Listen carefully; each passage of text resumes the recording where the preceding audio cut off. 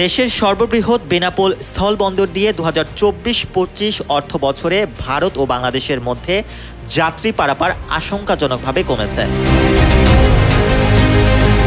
বিগত অর্থ বছরের তুলনায় চলতি বছরে পাসপোর্ট যাত্রী পারাপার কমেছে ১০,৬০,০০০ জন।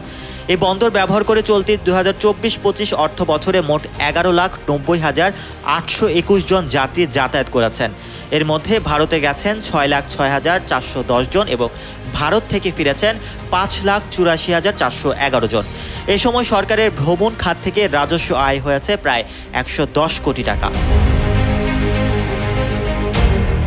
পাসপোর্ট যাত্রী বিশ্বজিৎ কুমার বলেন, ভ্রমণ কর বাড়ালেও সেবার কোনো উন্নয়ন হয়নি। রোদ বৃষ্টি মাথায় নিয়ে ঘন্টার পর ঘন্টা দাঁড়িয়ে থাকতে হয় ইমিগ্রেশন পয়েন্টে।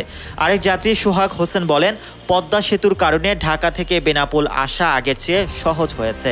এখন মাত্র ৫ ঘন্টায় পৌঁছানো যায়, কিন্তু বন্দর সকাল ৬:৩০টার আগে না খোলায় দুর্ভোগ থেকেই যাচ্ছে।